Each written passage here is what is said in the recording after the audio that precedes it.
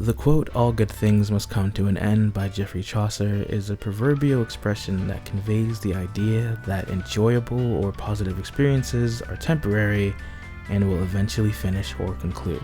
It suggests that nothing lasts forever, and even the most wonderful or pleasurable circumstances will eventually come to a close. This saying serves as a reminder that change is inevitable and that we should appreciate and savor the good times while they last, as they are transient in nature. I'm making this video to give a proper goodbye to one of my favorite fighting game series, BlazBlue. For those of you who don't know, BlazBlue is a fighting game series that first released in Japanese arcades back in 2008 with its first release, Calamity Trigger, and then a year later on console.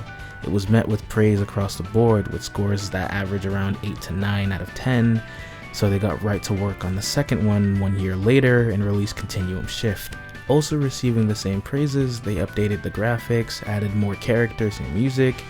They were honestly on a hot streak because the third game in the franchise, Chrono Phantasma, was critical success yet again.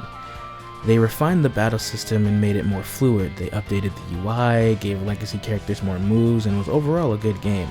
And then in 2015, they released the final game in the mainline series, BlazBlue Central Fiction. Central Fiction is the definitive way to play BlazBlue. With the updated overdrive system, the character balancing, new story content, and easy to understand tutorial for each character, the game is honestly the best one they made yet, especially now with the release of the rollback netcode to have an even smoother online experience.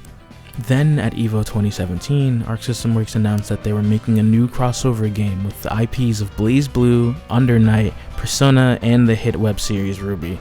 The game would be called BlazBlue Cross Tag Battle, and it would be a 2v2 tag fighting game starring characters from each respective series. The game sold around 450,000 copies, but the problem is, a year before that, they released Dragon Ball FighterZ. It's one of the biggest, if not the biggest, fighting game ever made. It had competition. Even still, every BlazBlue fighter reviewed pretty well and sold about as pretty decent for a niche fighter, and before gaming hit the mainstream at that. So it was doing fine. But what happened? Well, Arc System Works said it themselves. They didn't want their games to compete with each other. Having BlazBlue, Guilty Gear, and Dragon Ball FighterZ fight each other for the spotlight would not do well on a business standpoint.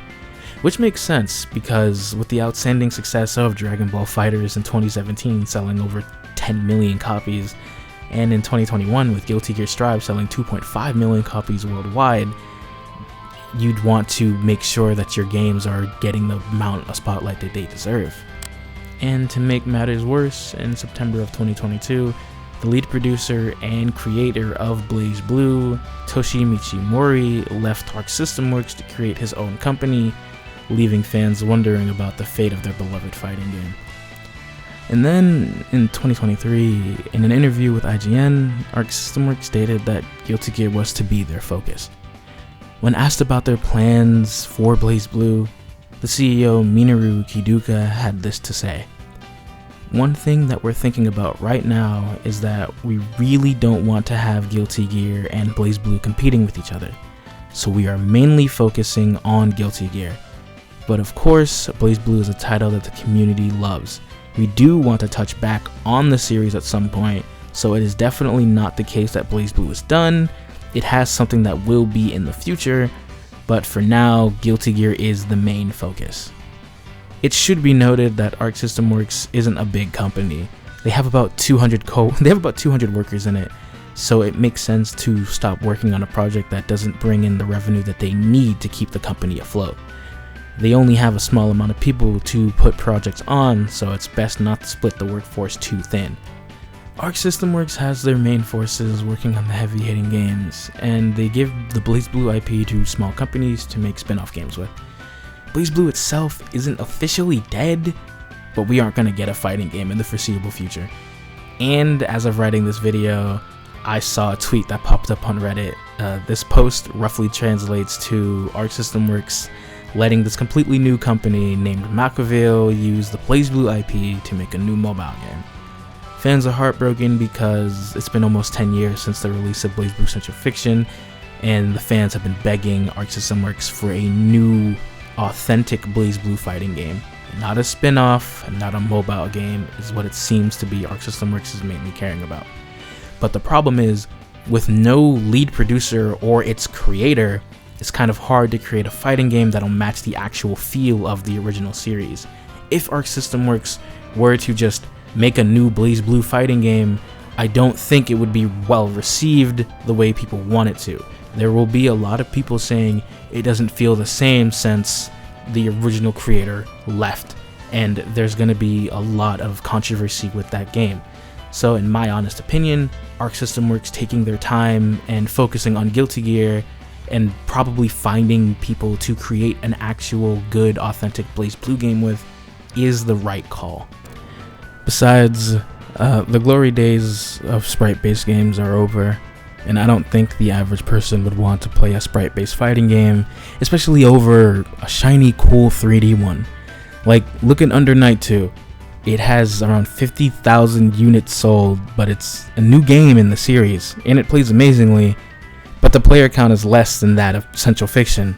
That game is almost 10 years old. People don't want to go look at games that look like they were made way before them when they can play something that looks good. In today's day and age, graphics are very important when it comes to making a video game. You can have a fighting game that looks fun, and you can have a fighting game play great but look horrible, like Marvel Infinite, and then nobody would buy it. But then on the opposite end, you can have a fighting game that looks great, plays terribly, like DNF Duel. The thing is, you need to find a balance. But if you compare a sprite game to a 3D based game, people are going to pick 3D based games regardless of how good the sprites actually look. Since gaming has hit the mainstream, people care more about what's the next big thing. And the next big thing are next gen graphics. Even though BlazBlue is a super fun game with unique character designs, personalized and thoughtful movesets for each character, and an awesome fire soundtrack, it's not enough to keep BlazBlue afloat. The BlazBlue IP is being tossed from small company to small company to create small projects with, like BlazBlue Entropy Effect. It's a game that has absolutely nothing to do with the story of BlazBlue, and it just uses the assets to create a game with. Albeit the game is fun, but it's not what people want. The BlazBlue as we know it is no more. It is now a mobile game and spin-off series. As of right now, it's safe to say that the fighting game is on a hiatus, and that's honestly the best way to put it, because I wouldn't call it dead. We don't know how long it'll take for them to put the focus on BlazBlue, but if we are to trust the CEO's words, BlazBlue is not over yet. This series will forever be in my memories, and I'll love it for the mess that it is. I still remember back when my older brother first got Calamity Trigger for the Xbox 360. I remember spending so much time with my brothers and just trying to figure out how the story was and how to get the actual secret ending, and like writing down ways to do it because we didn't have the internet at the time, so we had to figure it out ourselves. Memories like that will always make me smile on the inside, and it's a great thing. But it's not enough for BlazBlue to be the game that people want it to be. I will forever thank Arc System Works and Mori for creating this game and making a piece of my childhood memorable. I just hope that whenever they do return back to BlazBlue, that they stay true and make a good game. Thank you all for watching my video. Please, if you did like it, like and subscribe. If you didn't like it, tell me what was wrong and I can try to be a better YouTuber. This is my second video after all. And I actually do plan on making more fighting game content, especially with the release of 2XKO. But before that happens, I will finish my Wind Waker retrospective. My next episode will be about Forsaken Fortress and Windfall Island. It's gonna come out next week. But I'm also going to do like gaming clips, possibly Let's Plays, and I'm gonna start streaming on Twitch more often. As of right now, I do not have an outro because I can't think of one yet. So please, everybody who's listening and watching this video, please just have a good day and be safe. Remember that you are loved and there is someone out there. Have a great day.